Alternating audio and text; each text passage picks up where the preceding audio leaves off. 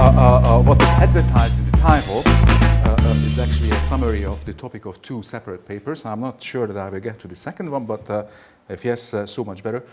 What I will talk about, the first paper that we co-authored with Marina Popescu, deals with the question of whether in European news media there is a systematic bias in favor of particular political opinions.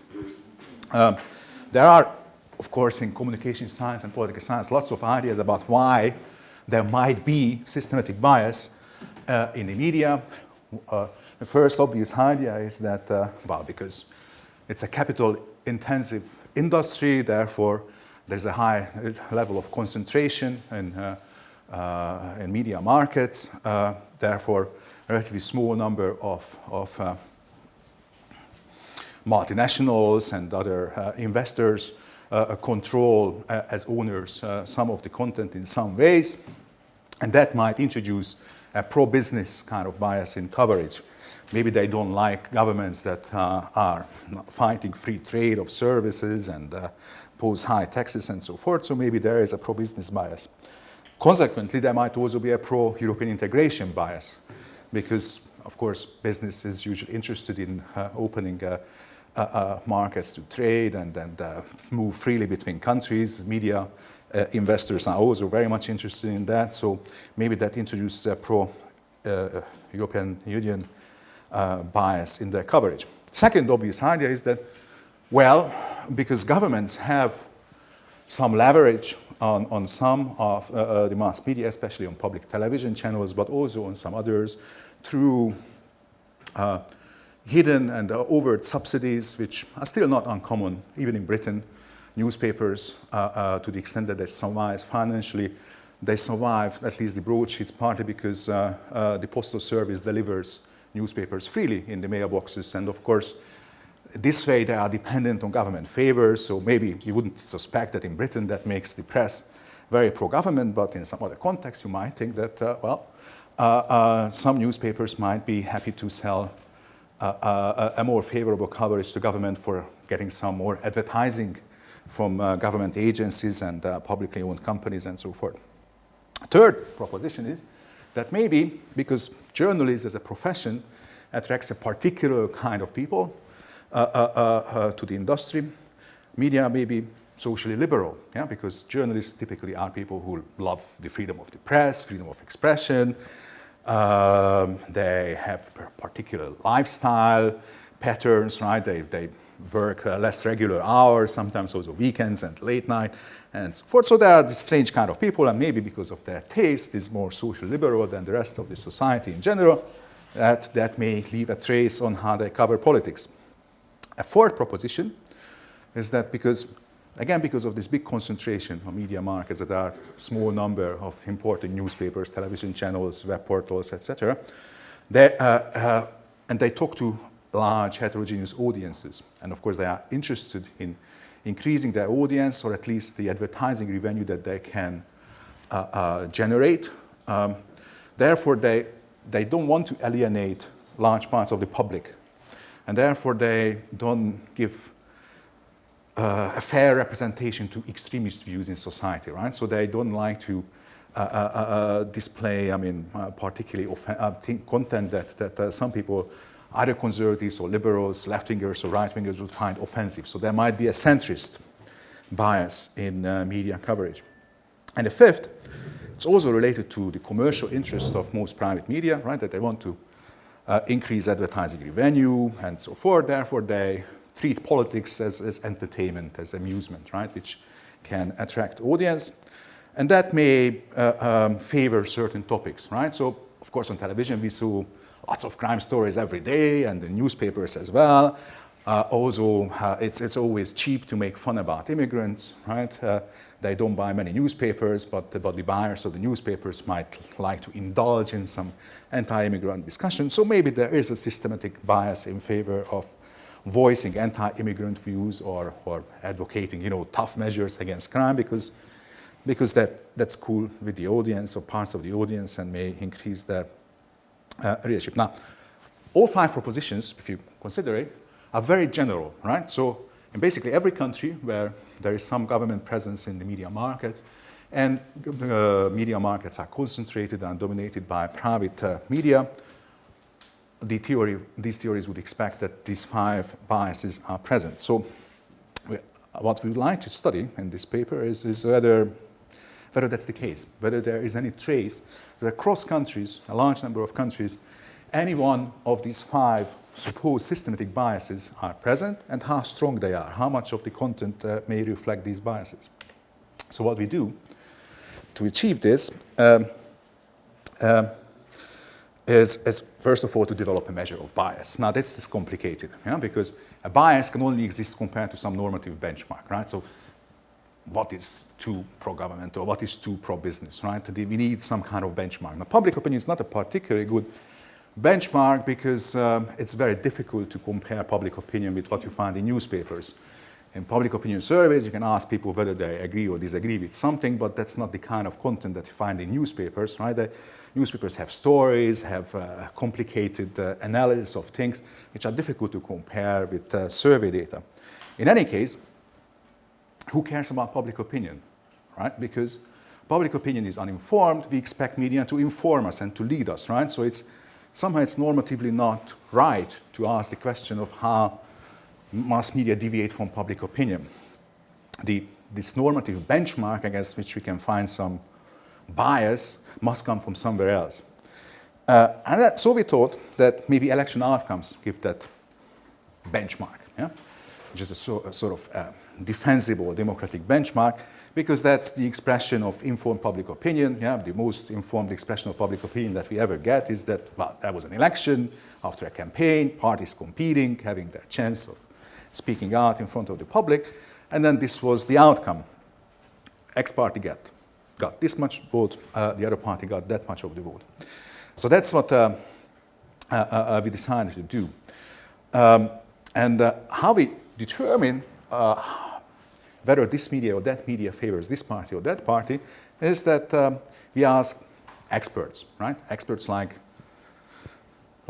some of you, who read a lot of media in a particular country, watch a lot of the television coverage of politics in that country, are specialists of the topic, wrote books about it, or journal articles about it, teach university courses on media in Lithuania, or teach at a Lithuanian university courses on political communication, election campaigns, and so forth. So we ask them, so which party this or that media is close to. Now, how this comes to a measure of bias and what we do with that, I'll come back to that later on. First, I'll just show you the source of data that we use. As I said, it's an expert survey carried out mostly by my colleague Marina with funding from the British Academy and University of Essex. It's an online survey, so she compiled a list of 1,800 something experts of mass media, the kind of experts that I described, in 33 European countries, including Lithuania and et cetera, even Malta and Cyprus. Online, bombarded these experts with emails, asking them to go to that online questionnaire, fill it out. And then they filled out, and that produces some kind of picture about the countries that you see in color on that map on the left. And she has a website where you can actually download this data and then find all the documentation and everything. You can also tell her what should be done differently in the next wave of this survey, which she plans to carry out in the coming weeks. And you also find lots of charts and data, so all the data you can download from there, from this particular website. Okay, so this is what the survey did. I think probably I covered most of this thing. So she had this very big sample. This is the list of countries that the survey covered. So she invited, from, let's say, Lithuania, 41 people, as I described, people who wrote something or teach courses related to elections in Lithuania or mass media in Lithuania. Not necessarily all Lithuanians, right? This can be someone in America who is a specialist of Lithuanian elections and media.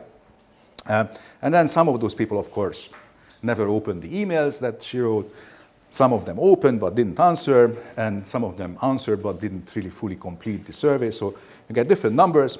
The important thing is that even for relatively small countries like Latvia, she gets like 9 people filling out the question about the media in that country. For Lithuania, she got 21, so that's pretty good. So it goes on like this. And then the question that this paper analyzes produces distributions like this. This is the, on the left, you see the main newspapers and main television channels in Austria listed. And these experts who answered have to say about each one of them which political party this particular media agrees with most often. Yeah? And then some don't give an answer. The percentage of those people is shown by the gray column on the left. Yeah? So for Pulse Fear, a commercial channel, almost 70% couldn't name a party that media would agree with, but for the main newspapers, their Standard, the Presse, very, very few of these experts wouldn't name a political party. And as you can see, there's considerable agreement among these experts that, well, the Presse, that's mostly a ÖVP, that's the People's Party, the Conservative Party in Austria, that it mostly agrees with that. About their Standard, you see they really disagree, so that suggests that their Standard is probably pretty balanced, right? Because but it's a left-leaning newspaper because it mostly agrees with the Greens. That's what these experts say. The red bar there, that refers to the Greens. Then the second most frequent answer was that it agrees with the SPÖ, the Socialist Party, and but some people said that actually it agrees most often with the Conservatives. So the picture is that that's sort of a left-leaning newspaper, but it's not really a party propaganda channel, right? Because the answers vary. And the same thing you find about ORF1 and ORF2, the two channels of public television, that a lot of people cannot name any party. Those who name a party are more or less evenly split between the Social Democrats and the Conservatives as the two big parties in government at the time. So yeah, so that is apparently is maneuvering between the major parties in government, right? The public channel, and so forth. Now, this is the raw material that we start from. Of course, this raw material, the picture, of course, differs from country to country in all sorts of ways, partly in how many people name any political party that particular newspapers are close to, and how unicolor newspapers are. This is Great Britain, where virtually everyone agrees that Daily Telegraph, that's conservative, that The Guardian is mostly pro-labor and a little bit pro-liberal. The Sun, most people would say that that's conservative, at least as of early 2010, when this survey was done. And BBC and the private television channels, they really are nothing, right? Or if they say any party, they are pretty divided, except for ITV1, which people apparently think that has a slight conservative bias. Okay, Italy, yeah, famous for its media, and this is confirmed by the answers that, yeah, okay, the main newspapers are, except for La Repubblica, are probably not so partisan. The Corriere della Sera is pretty evenly split between various centrist parties, mostly center-right, but some people even think that it's close to the main left-wing party. So forth, but the television channels and Il Giornale, that's owned by the wife of Berlusconi, I think. Yeah? So that they think it's mostly a pro-Berlusconi, and this is under a Berlusconi government. So the first and second channel of the public television are seen as very pro-Berlusconi, as well as the private channels that he owns. And Rai 3, the good Italian tradition, Rai 3 is given to the Communist Party. Well, by now the Communist Party is not very relevant, but it's still the daughter of a former Communist Party leader, Signora Berlinguer, who is the director, at least in early 2010, she was the director of Rai 3. So that, in the Italian conception of media freedom, right? Main public channels, okay, they are pro-governmental, but the third channel, the more highbrow channel, that's a sort of opposition thing, so that's given to someone else. There are even more extreme countries than Italy. Malta is the most extreme that we found. In Malta, there is absolutely no doubt about the political affiliation of other newspapers or television channels. Some of them are with the Labour Party, some of them are with the Nationalist Party. So much so that the main newspapers are actually owned by these two parties or by some cooperatives closely related to these parties. So that's a very, very partisan kind of media environment, but it's kind of balanced, you see, because there are some one television channel and one major newspaper is with the PL, that's the Labour Party, and the other one, other newspapers and television channels are with the PN, that's the Nationalist Party. These are the two main parties there. So it's sort of diverse, right? But externally. Then there are more complicated countries with more parties, like Belgium. And that raises the question of how can we make comparisons across countries and what kind of bias exists in the media, which party is sort of overrepresented as a voice in the political process, and how can we translate these party names into policies like anti-immigrant or pro-EU and so forth and so forth. But the first difficult question is especially how we can convert these country-specific percentages that refer to specific party names into something cross-nationally comparable. Yeah, this so here, yeah, this is the complication if you look at the three Baltic countries. I mean, the Latvian disappears a little bit under the Lithuanian, right? So this is the Lithuanian, that's the Estonian, I think, and that, I think, no, sorry, the other way around, yeah? No, so that the Estonian disappears a little bit on the top left corner. That's the Latvian. So there are complications, right, in making comparisons across countries. But okay, just to give you a home feel for how this data looks like, this is early 2010, right? So the parties in the survey are the parties that were in the Lithuanian parliament at the time. And the main television channels didn't change, and newspapers didn't change much since then. But what you see is that the 21 Lithuanian respondents, I mean, told that, well, the newspapers are a little more partisan than the television channels. The public television channel is sort of evenly split, or more or less, between the conservatives and the social democrats, maybe, or even the centrists liberals get a voice in there, and so forth. Is that agreeable, by the way? You think that this is more or less fair characterization of the differences between these? Thinking back 2 years ago, maybe you don't remember how it was 2 years ago anymore, but anyway, as you can see, the TT is thought to have a voice in Respublika and Vakaro Zinius, presumably because they are sort of tabloid style, right, and a little more xenophobic or tough on crime and sort of things. So these experts associate those two newspapers mostly with the views of the TT, while the Ritas, that's mostly associated with the Social Democrats for reasons that you might know better than me. Now, so how to proceed from here? How to make cross-national comparisons? One thing that we do is that we convert these party names into political positions, right? And not just left-wing party and right-wing party, because that would be difficult to compare across countries what left and right means in different countries. But we use the position of these many political parties in the 33 countries on various policy dimensions, like whether they are pro-EU or anti-EU. This data on where the parties are in a comparative perspective on these many different issues is provided by an expert survey similar to the one that our paper works with, but it's a separate one which was done by other people at the University of Chapel Hill in America. They do it regularly. They ask experts, right? I mean, so please tell us about where the Labour parties and where the Social Democrats and the Homeland Union and et cetera, are on these various policies, and then people answer something.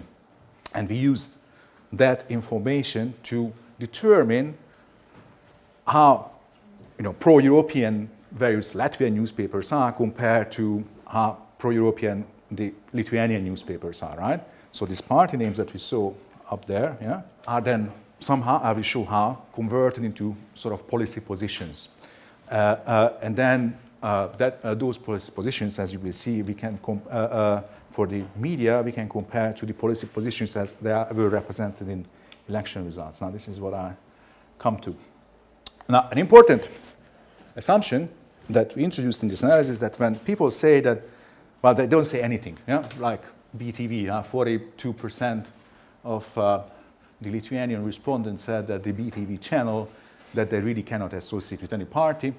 So we think that to 42% of the time, VTV as a channel is just representative of Lithuanian public opinion at large, right? So that's like not one party, but if X party got 10% of the vote and Y party got 20% of the vote and so forth, then for 42% of the time, VTV channel is like that. And then to that, you add that for X% of the time, it is a conservative, for something like 10% or a little less than 10% of the time, it's social democrat and so forth. Okay, so let me illustrate the process, how this conversion happens with the Swedish data. So this is what the experts in the party survey, the Chapel Hill survey, said about the location of Swedish parties on a scale which runs from the economic left at 0 to economic right. Yeah? And I would say that not surprisingly, that the Labour Party is mostly at 3. Some said that's at 4. A few people said it's at 2 or 5, but there were not too many other answers. Then about the Christian Democrats, you see the red. I mean, the colors are meaningless here. Most experts saw them at 5, some at 6, 7, 8, etc. Okay, so these are the parties. Now, if you weight the parties with their election results, then you get this. Yeah? So the Volkspartei, Partiet, or whatever is the Swedish pronunciation, is this distribution. Then you look up that the Volkspartiet got, let's say, 5% or 6% of the vote in the last Swedish election. So these numbers you multiply by 0.06. Then those numbers for the conservatives, the Labour Party, up there, the blues, you multiply by, I don't know, 30 something, which was the result in the last election before early 2010. And then you add up these multiplied numbers to get this distribution. This is Swedish public opinion as expressed in the last election on an economic left-right scale, right? This is not what they say in surveys, whether they are left or right. This is how they voted. And how they voted, we know from the experts that they voted for these and these policy positions. If you weigh those positions of the parties with their election results, then you get this kind of distribution, right? That most Swedes are center-left, some are center-right, and they are spreading out all over. Okay, is that still reasonably easy to agree with, right? That this is sort of now the Swedish public opinion as expressed in the election outcome on an economic left-right dimension. And then there are 16 other issues for which we can generate similar distributions for Sweden and for all the 33 countries, how public opinion is, right? Now that's the kind of distribution that our normative benchmark says you would like to see represented in mass media, right? That once you weighted the different media outlets with their significance, right? How big their audience is, how many readers they have, and then that's the kind of distribution that you'd like to see represented in the mass media as well. Now, how we get to that is, right, these are the Swedish newspapers and television channels. So Aftonbladet, that's seen as a very left-wing newspaper. Svenska Dagbladet, that's seen as a very conservative newspaper. Göteborgs-Posten, that's seen as a Volkspartei, yeah? Partit, or whatever is the Swedish pronunciation, you will know that better. Yeah? So these are this is what they think about the party leaning of these various media. And of course, you can then, using the expert survey data that I mentioned about the parties, you can then determine what is the position of Aftonbladet on the economic left-right dimension, right? Most people say that Aftonbladet is 88% say that it's close to the Labour Party, 12% said it's close to nothing, yeah? Then 80% of those blue bars will determine what we think about the Aftonbladet's position on the economic left-hand scale, and 12% will come from that gray distribution, right? So you weigh that blue and the gray in this sort of proportion, right? 12% gray, 88% blue, to derive the position of Aftonbladet up there on an economic left-right scale. Is it okay?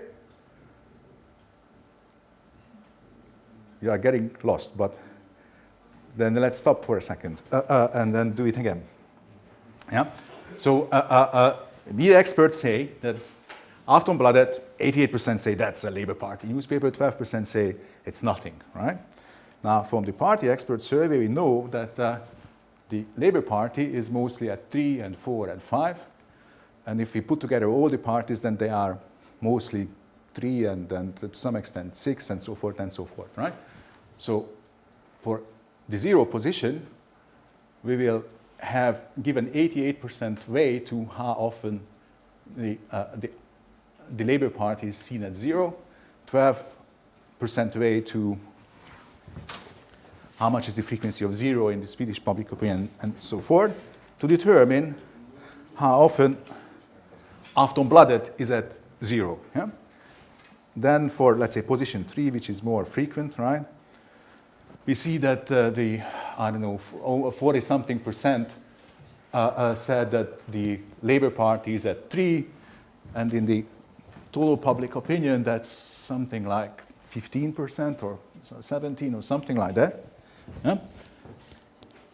So we give 88% weight to the 40-something percent number and 12% weight to the 17% or something number, position 3, to derive that Aftonbladet is at position 3 for a little less than 40% of the time, right? Which is the weighted average of the Labour Party, 88% of the time Aftonbladet is Labour Party, and for 12% of the time it's just about any party.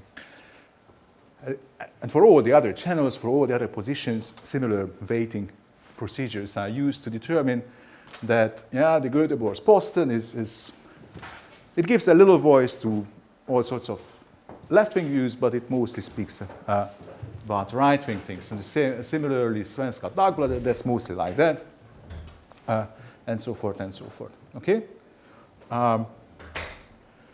So for all issues, all countries, now you have comparable data on where the media are in these different European countries on different political issues using the 2 data sets and the election results as your input data. Now what you want to do next is to say whether something gets overrepresented in the media in Sweden or, and in other countries. Now how you do that is that the height of these bars you want to decompose as the result of 4 numbers. One is to what extent the height of this bar reflects where Swedish public opinion at large is, how many Swedish public opinion at large are at position 3, right? That will have some influence on how often Canal 5 is seen as, is at that position on an economic left-right scale. The second thing is if all Swedish media, weighted by their audience size, is somehow more left-wing or more right-wing or more centrist on that particular issue than public opinion at large was as it was expressed in the last election, right? That will be the bias of Swedish media. Now, the bias of Swedish media comes from 2 factors. One is a bias that Sweden might share with other countries. Let's say that in other countries too, to some extent, you find a pattern that, I don't know, left-wing or right-wing or centrist views on economics are overrepresented in the media. And the second is a Sweden-specific bias, right? That for some reason, Swedish media deviates from Swedish public opinion, as expressed in last election outcome, in this direction. But it is unique to Sweden. It's not shared across the 33 countries. And the fourth component that determines how many people are here, or here, is the individual color of that media in that country on that issue, right? And these 4 things explain everything, right? 100%. So this is how we get to this. So these are the 17 issues. And for all the 17 issues, we can determine to what extent, how high those bars were in the tank is explained by public opinion. That's the yellow, yeah, the electoral section public opinion. You saw that for Sweden, that was like this on economic left-right thing.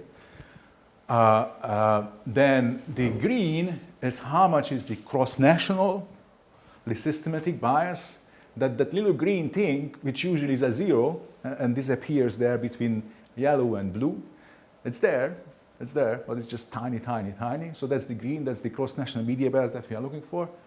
The blue is the national bias that, for whatever reasons, which don't work cross-nationally, Swedish, German, blah, blah, Lithuanian media deviate somehow from public opinion. And then the fourth component is that media within a country differ, right? Some are left-wing, some are right-wing, and so forth. So this picture is actually the most important thing in the whole analysis that we do. So there are a total of 289, that should be wrong, yeah, 289. No, 209 because we have to leave out some countries from the media survey because they were not part of the party position survey. So this refers to like 20-something countries and 209 media outlets on the 17 issues. And what is striking is, right, that for most of the time, media is like public opinion. That is not very, would expect normatively, but it's not only normative, but also empirically we would expect this, right? That, I mean, it just cannot be that the media is completely different from public opinion, right? I mean, who would read them, right? If you know, you only have newspapers and television channels that advocate the same particularly bizarre views, which are completely out of touch with public opinion, that, I mean, that cannot happen. Commercial reasons prevent that from happening in the first place. So for 60, 70% of the time, the media is a good representative of public opinion. The rest of the variation is that, well, it's a good representative of public opinion, except that some media represent this segment and some media represent that segment, right? So this crimson or violet or whatever this color is also a good thing, right? It's just that it's not everything that proportioned, right? That to some extent we are left-wing and to some extent we are right-wing in the same newspaper, but the different newspapers, different television channels differ. This is still very much in line with normative expectation. Then there is that blue thing. You see this kind of more substantial, 3, 5, 6% of the time, 7 the most on this cosmopolitan versus nationalist, that somehow in one country the media as a whole is more nationalist than public opinion, and in some other countries the media as a whole is more cosmopolitan than public opinion. In one country it's this, in one country it's the other one. It might be very interesting to research why it is the case and how in particular countries media differ from public opinion, but that's not our topic today. Our topic are the zeros and ones, the little green something that disappears there, right? That's the cross-national bias. It's that little, what these theories that would tell you about media content, that it's systematically pro-business, that it's systematically centrist, that it's systematically anti-immigrant, and so forth and so forth. If there's anything to that, it's that much, close to zero. Now, let's normatively a very positive story about mass media. What is probably not so normatively appealing is that statistically that is still significant. So those zeros are actually not zeros, but some small numbers closer to 0 than to 1. And most of these questions, it's statistically significant according to our analysis that there is some cross-national pattern. Now, what's the direction of the cross-national pattern? Is it left-wing? Is it right-wing? Is it anti-immigrant?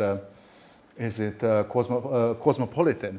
And so forth. Now that's comes up next, but maybe I again stop here for a second to encourage you to comment or raise questions if you feel that now you are really in a whirlwind, and before we move on and you lose the thread, I should probably clarify something. Take your time.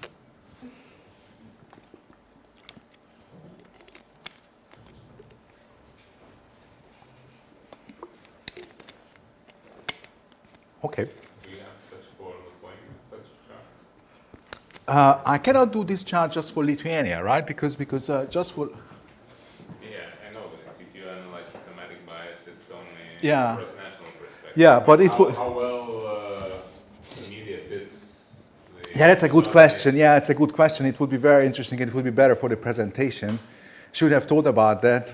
I didn't do it, but elections, how yeah, maybe yeah, 2010 reflected the outcome of the yeah. election. But if you go back to Maybe it is possible to generate it from the data set.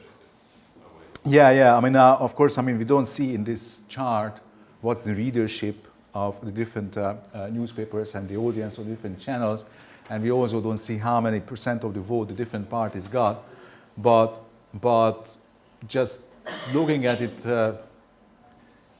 just eyeballing this, right? It would seem to me that the strongest voice in the media at the time was given to the conservatives, actually, because I guess television channels still have a much bigger audience than newspapers, right? And then the second strongest voice was either Labour Party or the Social Democrats or TT, right, in the media. So were these the three biggest parties in the previous election? Social Democrats came fourth. Yeah. Okay. So presumably, their voice, whatever is their position on the different issues, was probably overrepresented in Lithuanian mass media at the time. And then let's see. It's also easy to generalize about the sort of the centrist liberals, or however I should say it in English. Yeah. So their voice apparently was present in virtually every media as a sort of close to 8%, right? Okay, there were newspapers in which they were not present. I mean, their voice wasn't present according to this data. So let's say overall their presence in the media was like 6%. Yeah? Does that correspond to their election result? Yeah, so they were sort of fairly represented, right?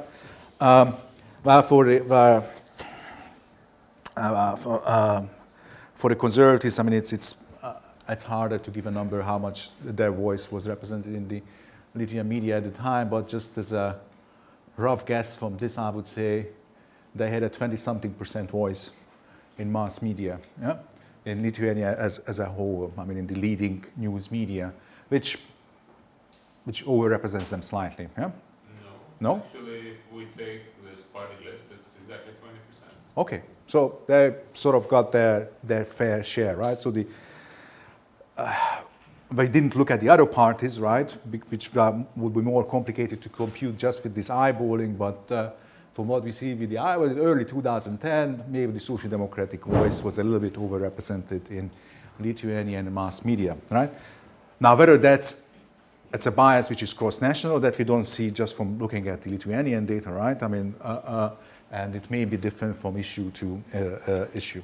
No, if I may, just to clarify Yep. what this voice means, actually, for audience to understand here, it's about actually you are analyzing how issues advocated by political parties were matching the content of television and newspapers, right? Or No, what we know about the media is only what these experts say about which party these and these media agree with most often. We have absolutely no direct observation about whether it's anti-immigrant or cosmopolitan or economically left, economically right?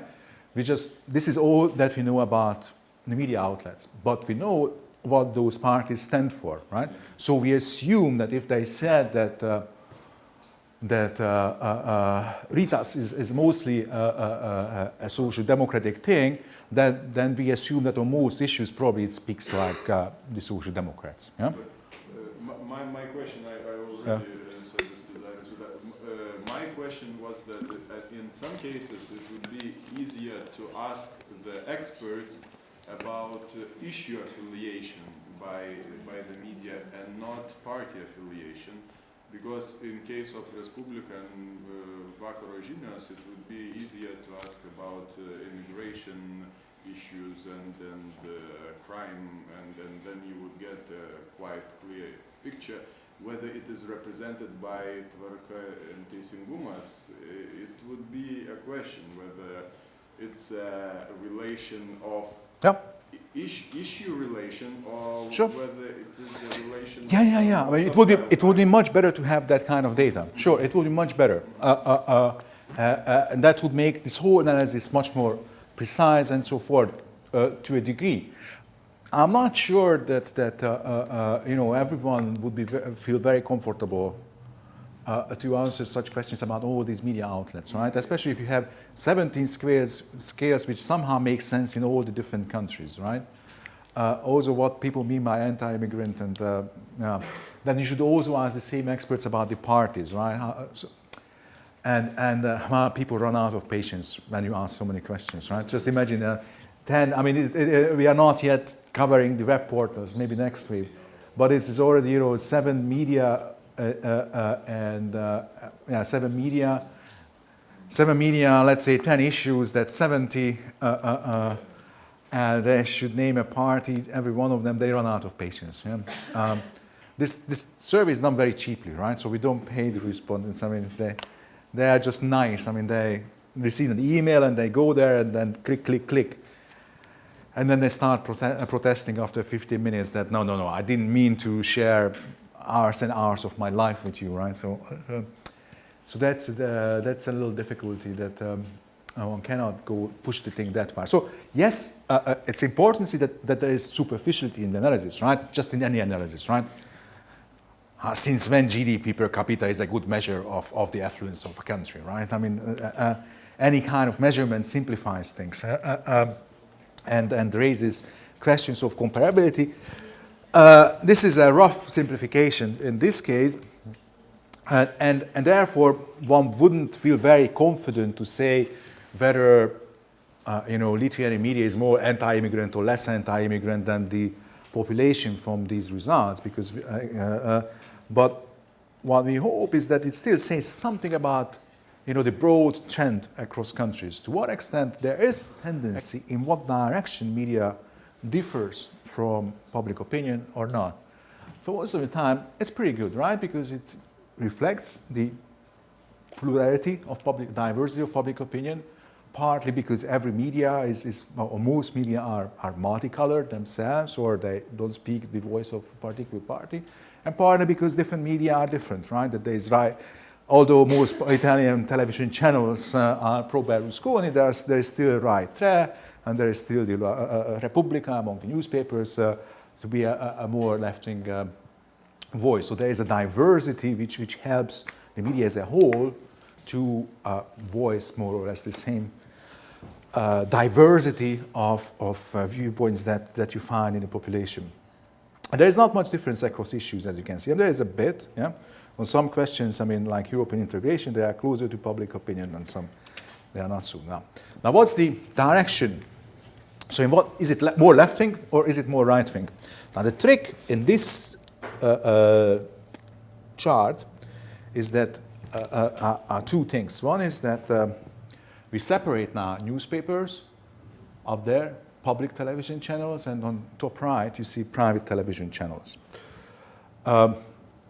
They are weighted by their readership, by their audience size, right? And then we determine, it's still this kind of distributions, right?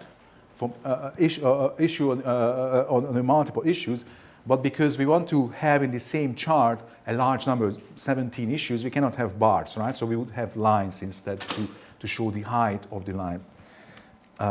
And to make things comparable across the many issues which are represented by the different colors of the lines, we display all the issues such that sort of 0 is the more left-wing position and 10 is the more right-wing position.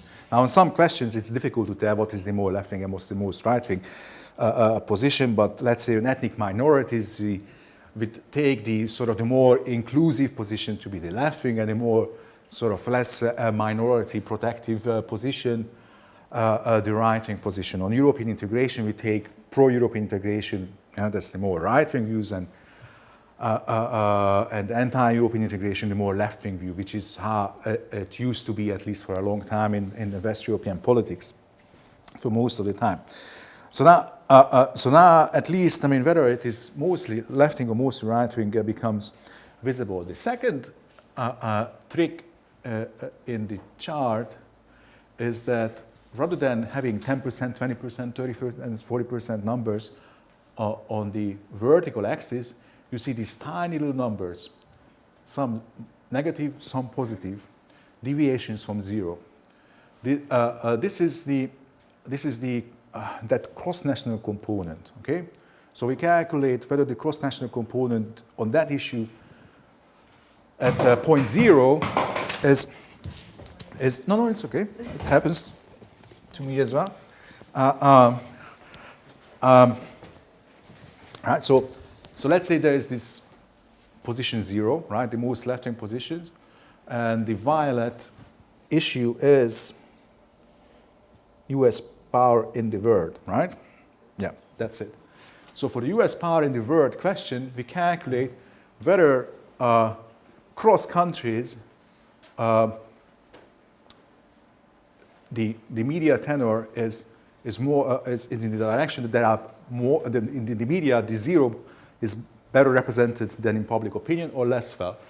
It is in the minus 0.2, which means that across all the 20-something countries in the analysis, it's 0.2% less expression in the media to the 0 position than in public opinion, right?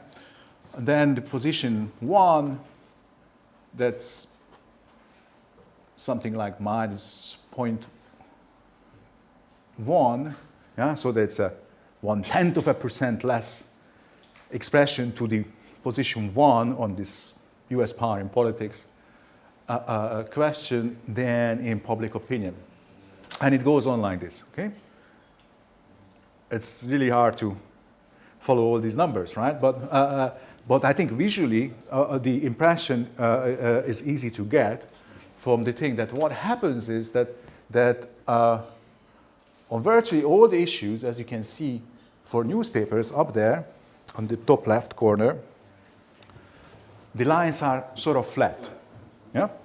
So they really don't deviate very much from public opinion, newspapers at large, right, in a country, except that around 6, 7, yeah, it goes a little bit up, yeah, which suggests that in newspapers, the sort of the center-right positions on issues are a little bit overrepresented cross-nationally, okay? Is that clear? Yeah. So all the different issues are aligned from left to right there. Deviation from public opinion and blah, blah, blah, with the cross-national trend is around 0, except that there is a little overrepresentation of those center-right opinions. Some of you who have Just a repetition on I think the most important thing, because I myself grasped it. The 0 point is that the neutral. You are stating that if it would be flat, it would represent the public opinion of the country without deviations. But they are cross-nationally, without a cross-national present, yeah. So the country-specific deviations for public opinion are taken out of this thing, right? This is just the cross-national component of media bias. The cross-national component of media bias, as far as newspapers are concerned, is virtually 0, except that little peak on most issues around the center-right positions. Now, there is one very interesting issue. Some of you with good eyes will see the gray line, yeah, rocketing out on the far right end in newspapers. That's European integration. Yeah? So the most pro-European integration views are kind of remarkably overrepresented in newspapers. It's still a tiny number, right? It's not even a percent, yeah? On a scale where it could be from 0 to 100. We talk about percentages, but it is, yeah, it's a remarkable peak which you don't find in any other issue that one position is so much overrepresented across newspapers in Europe. So the pro-European thing that is there. Now, that's private television channels. That's less flat, yeah. So there is a cross-nationally similar trend that you see that the sort of center-left gets a little underrepresented and center-right gets a little overrepresented. The far right, not very much, right? But that is clearly visible, I mean, from these things. And as I said, on most questions, we talk about tiny, but statistically significant deviations from zero. And that, in case of private television channels, is mostly in a pro-center-right direction, right? This is position 7, right? That's the thing. Yeah? Now, if you look at public television channels, you see the opposite. Yeah? That what gets overrepresented, except for a few issues like what is this violet thing, decentralization for whatever. Yeah, we take support for decentralization as the more left-wing view and support for centralization as the more right-wing view. So for that issue, that wouldn't work because public television channels are a little more supportive of centralizing views than decentralizing views. But other than that, or parties that advocate centralization than parties that advocate decentralization. But on most issues otherwise, especially on the black one, that's the overall left-right, yeah, whether it's just in generic terms left or right, the party that they support is the center-left, yeah, where the lines for public television channels peak. And then otherwise it's flat, yeah, so, but the right-wing views are slightly underrepresented. So that's what we get. Now, how that, yeah, this is, okay, I don't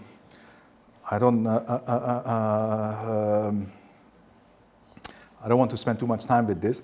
These are regression analysis which try to determine whether newspapers, private television channels, public television channels tend to support the voice of the government parties or disagree with government parties. What comes out, and that is really very interesting for, I'm not going to explain this, okay, but some of you may understand regression analysis and regression tables. Those will see what I say now in words. The rest of you, that what comes out of this thing is that sort of overrepresented on public television as well as on private television, and not at all in newspapers, okay? So both public and private television are a little more pro-governmental than neutrality would suggest. And actually the number is, yeah, this 0.13, you see the same number in both public television and private television tables, which says this pro-governmental bias is basically equally strong in public and private television channels. Now, so what comes out as conclusions? Pro-business, pro-government, social liberal, centrist, mainstream. Now here are the answers. Yeah? That the pro-business views, that we really only see quite clearly overrepresented on private television channels. If you go back, hop up here, yeah, then you will see that on economic issues, the newspapers are not so much overrepresenting the right-wing opinion. It's if you look at the overall economic left-right, right? Yeah, it's a little bit in newspapers as well. But okay, private television and maybe to some extent newspapers overrepresent pro-business opinions. Pro-government, newspapers not, but interesting both public and private television channels do that. Socially liberal, it's just public television where we see that. Centrist mainstream, well, yeah, I mean, center-right and center-left, right? So it's not centrist in the sense that the absolute center would get overrepresented, but that the center-right and center-left both get overrepresented. In that sense, yes, there is a centrist bias. And this anti-immigrant, tough on crime thing, that we don't find at all. So even in the private television channels and on newspapers, if you specifically look at the immigration issue or the tough on crime issue, yeah, which are, yeah, the sky blue line refers to immigration, and the cosmopolitan versus nationalist, where is the crime? Yeah, law and order. Yeah, that's law and order is this lime color. Yeah, and if you search for those lines, then you will see that actually that's pretty flat. The sky blue and the lime lines are pretty flat also for private television and newspapers which tend to have a little bit of a center-right bias. On those issues, they don't display that. Now, what follows from this? Are these theories any good to understand media? Well, there is not a lot of mileage in them, right? Because we don't find much cross-national bias. But the pro-business, well, that doesn't appear on public television. Probably this is not shocking. This is sort of consistent with the expectation that, right, that those media which are controlled by capitalist interests as owners, yeah, you find a little bit of this tendency. Pro-government, that's a little, yeah, it's interesting that we find it on public television. That's what one would expect theoretically, right? That where there's direct government influence, there you find more pro-governmental bias. But you also find it on private television, which is quite interesting because that would suggest, right, that we have to modify a little bit how we look at public and private television. Private television channels are probably as dependent or as malleable to governmental influence as public television channels. Public television channels can be sort of distanced from the government of the day to the same extent as private television channels can be. So maybe because of dependence on advertising revenue from government agencies and I don't know what. Yeah, private TV is as pro-governmental as public. Social liberal is just public television. Now, I think on reflection, this might be considered consistent with the intuition behind the original theory, which said that well, the social liberal bias of media comes from how the journalists are, right?